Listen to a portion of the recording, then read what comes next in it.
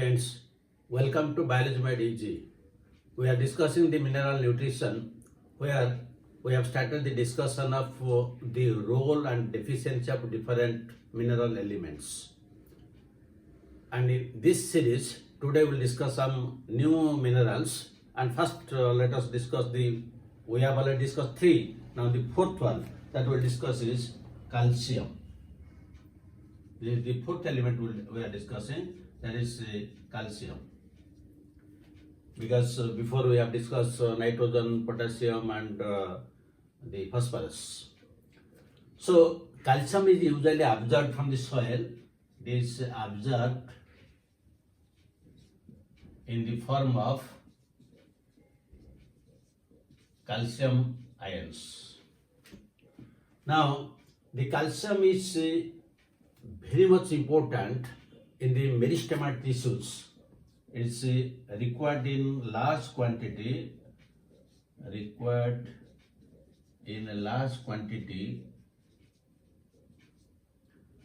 By the meristematic tissues.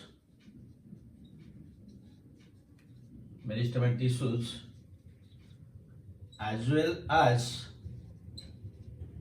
for cell differentiation, because it also plays a very important role in cell differentiation. So one is very meristematic tissue, the other is cell differentiation. These are the two important things for which it is required.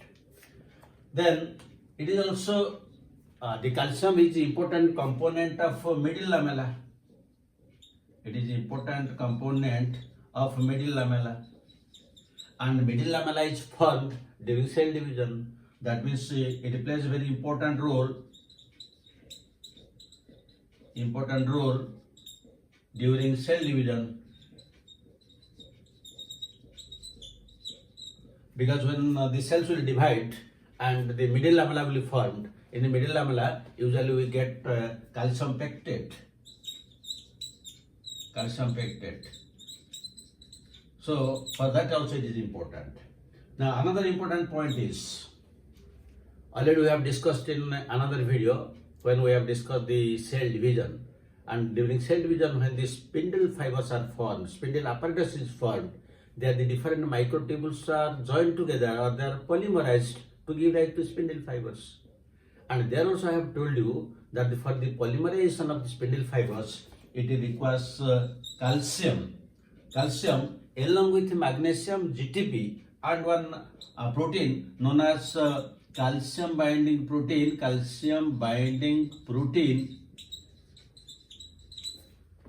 known as calmodulin. So this calmodulin is a calcium binding protein that is also required. That means calcium, magnesium, GTP, that is energy, and the calmodulin protein, they are required for polymerization of the spindle fibers. So for the cell division also it is very much important. Then another important thing about the calcium, role of calcium is its role in permeability.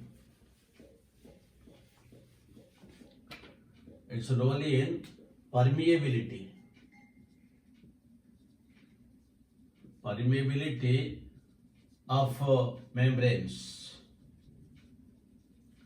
So this is also one of the very important functions, because calcium maintains the permeability of the different ions. Which ion will enter into the cell or which will not enter, that is regulated by this calcium.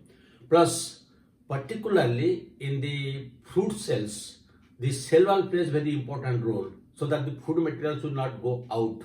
And there also this calcium plays very important role, particularly in the cell walls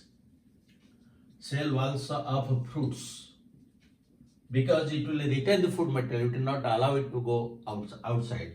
So these are some of the important functions. In addition to that, it also regulates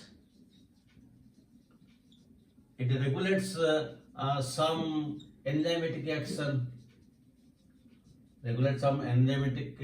action, and it also plays a role in metabolism. So these are the important roles or functions played by calcium. Now, what are the deficiency symptoms? Now from the role also we can guess what will be the deficiency symptoms. Now one very important thing of the deficiency symptom is calcium is immobile. This is very important. It is immobile. That means when it will be absorbed by the roots, it will be retained in the older parts of the plant body and it will not move to the tips of the plant body like shoot apex, root apex or the leaf apex. Mostly it will be in older parts. So since it is immobile, that means when any deficient symptoms will appear for calcium, it will appear in the younger parts first. The deficiency symptoms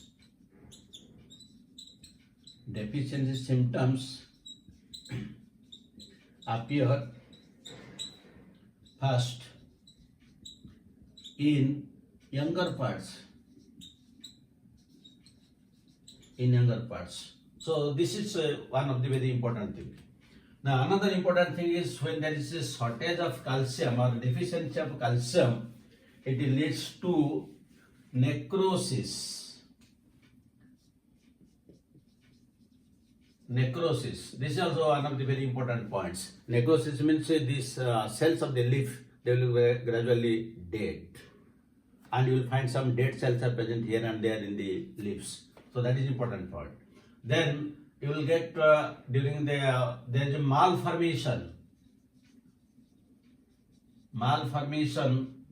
of tissues, because calcium plays very important role in the calcium pectate, and when there is shortage of calcium, naturally there will be deformation. So this is also one of the important functions. Then again I will get some others. Usually the roots rapidly die off.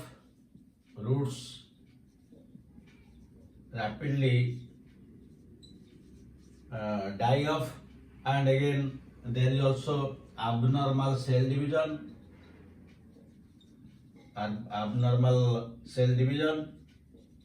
and there will be stunted growth. So these are some of the deficient symptoms of calcium. So it usually, since it is a component of middle lamellar, mostly plays very important role in formation of new cells, meristematic cells, cell differentiation, and another very important function is it gives rise to the spindle fibers. So these are the two main things. And when calcium will absent, naturally the cell division, formation of meristematic tissues, all these things will be disturbed. So you can remember in this way. Now let us discuss the fifth one. The fifth one is magnesium.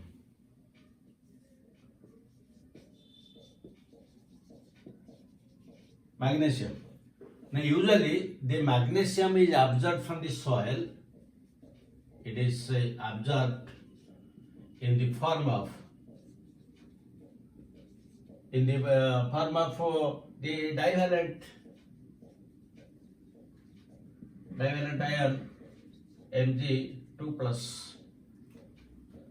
Now what is the role? That is very important. Now what is the role or the functions? Now number one is it is a constituent of chlorophyll. It is a constituent of chlorophyll.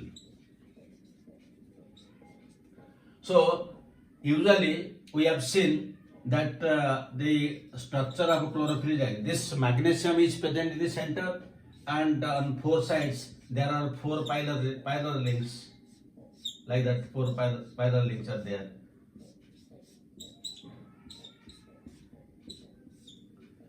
So without this magnesium, the porphyrin head of the chlorophyll cannot be synthesized, because it is a major constituent of the chlorophyll molecule. So that is one of the very important functions. And from this also you can guess in its absence what will happen. So this is one of the very important functions. The second important function is it activates enzymes of photosynthesis, and mostly it is the Rubisco enzyme. the Rubisco enzyme, and the other enzyme is PEEP carboxylase. PEEP carboxylase. Now both these are carboxylating enzymes during photosynthesis. This one only in the C3 plants, while both Rubisco and PEEP carboxylase they are required for C4 plants. They require for carboxylation. So this Rubisco enzyme and PEEP carboxylase they are functional only in the presence of the magnesium because that acts as a cofactor. Similarly, it also activates enzymes of respiration, and particularly the carboxylase enzymes, or you can better tell the hexokinase enzymes. The hexokinase enzymes usually they are functional due to this magnesium. That means both photosynthesis and respiration they are depending upon this magnesium. Then one of the very important functions for the magnesium is it is required for the association and dissociation of ribosomal subunits. Now we know that the ribosome has two subunits, one the bigger subunit and the other is a smaller subunit. Usually they are always separate from each other. Only in the presence of magnesium they combine together, and this takes place only at the time of protein synthesis. And usually in 0.001 in this concentration only they unite together. If the concentration will go on increasing, then that will give rise to dimers. So the particular concentration of magnesium is very important for association and dissociation of ribosomal subunits. Then it is also required for synthesis of DNA and RNA, and particularly it plays very important role in the functioning of DNA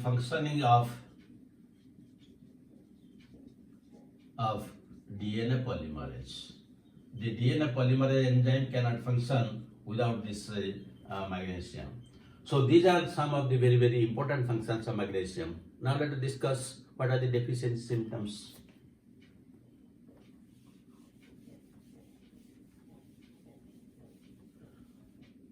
So deficiency symptoms. Now one of the important deficiency symptoms is chlorosis, because it is one of the very important, it is a major constituent of chlorophyll. So when it is absent, naturally it will lead to chlorosis. And the second important deficiency symptoms is necrosis. That means the cells will be dead, the leaf cells will become dead. So these are two important deficiency symptoms. Now the third one will get the tips and margins of leaves roll upward. They roll upward. That means the margins they will roll upward like that when there is a deficiency. Then the another function is will get abscission of leaves. Then another function is there will be one disease, that is sand brown disease in tobacco. When there will be deficiency of magnesium, this sand brown disease in tobacco will occur. So these are some of the very important functions, and chlorosis and necrosis, they are very important deficient symptoms. Now let us discuss the sixth one. That is the sixth one we will discuss is sulfur.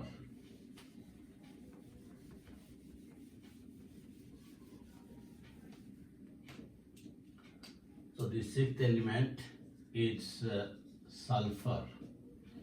Now usually the sulfur is absorbed in the form of sulfate ions. It is usually absorbed in the form of sulfate ions. Now, what are the important functions? Now, one of the very important functions of this sulfur is it is a constituent of two amino acids, methionine and cysteine. It is a constituent of amino acids. One is methionine and the other is cysteine. These are the two sulfur containing amino acids. And these two, they are also the protein amino acids that are included under the 20 amino acids that take part in the protein synthesis. And when these two will take part in the protein synthesis, that means naturally it plays a very important role in protein synthesis. So this is one of the very important functions. Now, second important function is, or you can tell the third one. We have discussed regarding the primary, secondary, tertiary structures of proteins in the biomolecule chapter. And when the secondary, tertiary proteins are formed, they are connected by means of a disulfide bridges. That means a disulfide bridge are like this. So disulfide bridges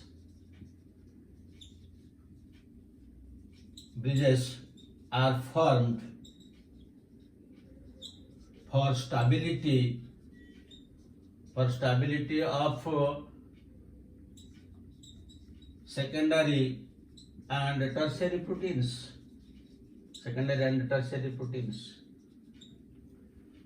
The next function. It also this is a constituent of sulfur is a constituent of coenzymes, and particularly coenzyme A is a constituent. Then it is constituent of also some vitamins, and particularly biotin and thiamine. And also it is a component of ferredoxin. We are writing FES, that is the acceptor of electron during photosynthesis. So it is a constituent of the coenzyme A, which plays very important role in respiration. Also the constituent of vitamin, biotin, thiamine, they are coming under vitamin B, and also ferredoxin, which receives electrons during photosynthesis. Then in the other functions, it also plays important role in a root nodule formation in case of leguminous plants. It helps in nodule formation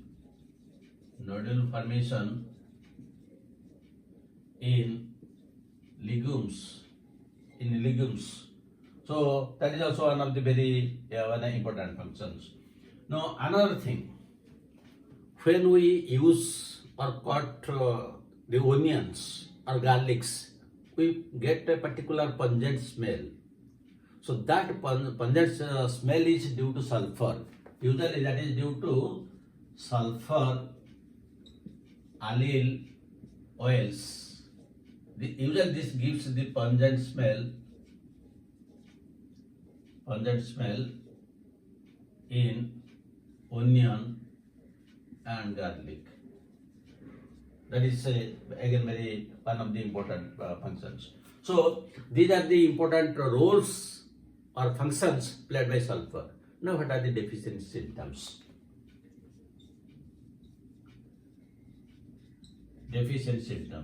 Now number one deficiency symptoms is again chlorosis, because it plays important role. So number one is chlorosis. Then number two Number 2, we can go for stunted growth.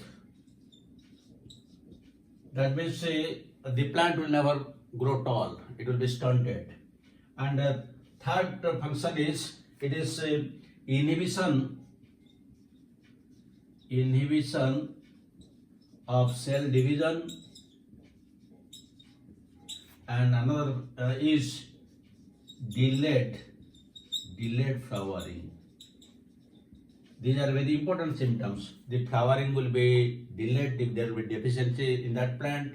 The cell division will be inhibited, and also there will be chlorosis, as well as there will be stunted growth.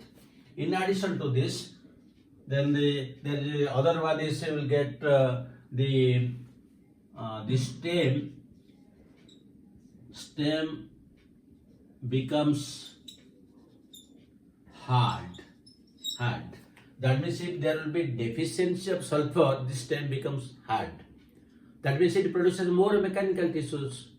So usually scientists suggest that slight deficiency of sulfur is good for the plant body, because it provides it gives rise to more mechanical tissues. It becomes hard. It becomes stronger. So slight deficiency is good for the plant body because it will give mechanical strength. That is also one of the important functions. And another important function is usually it is the root and shoot. The root and shoot, the ratio, the root and shoot ratio becomes higher. That means usually in the deficiency of sulfur, the root formation becomes more than that of the shoot. So these are some of the deficiency symptoms. So today we have covered 3 different minerals, what is their role and what are the deficiency symptoms. One is calcium, the other is magnesium, third is sulfur. The remaining, with these 6, in the previous we have discussed 3, here 3, 6. So with this the macro elements are complete. And in macro elements there are 9 elements. And carbon, hydrogen, oxygen, those things are not discussed because they are present in all the biomolecules. So with this the macromolecules are complete. From the next video onwards we will discuss the different types of micromolecules or trace elements. And now let us discuss questions.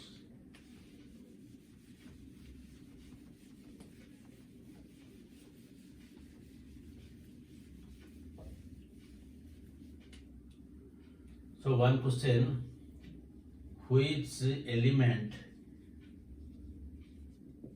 is required for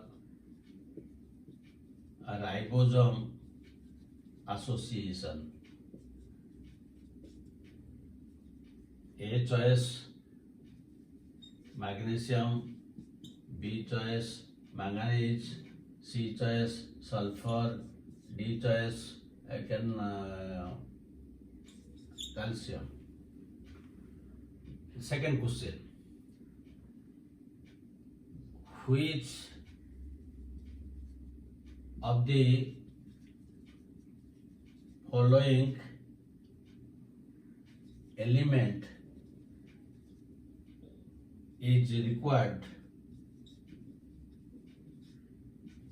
by the amino acid which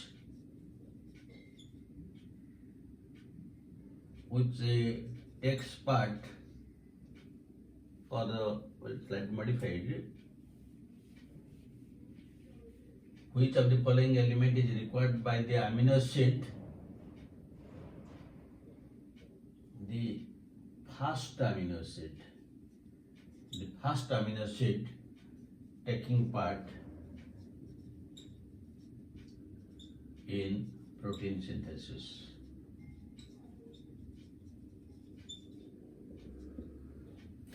I think you will be able to answer both the questions. This question is slightly twisted, but I have not given the choices. So one is magnesium, the second one is sulfur, the third one is we can tell it is calcium, and the fourth one is phosphorus. So I hope you will be able to answer all the questions. Thank you very much for watching it. God bless you. Have a good day.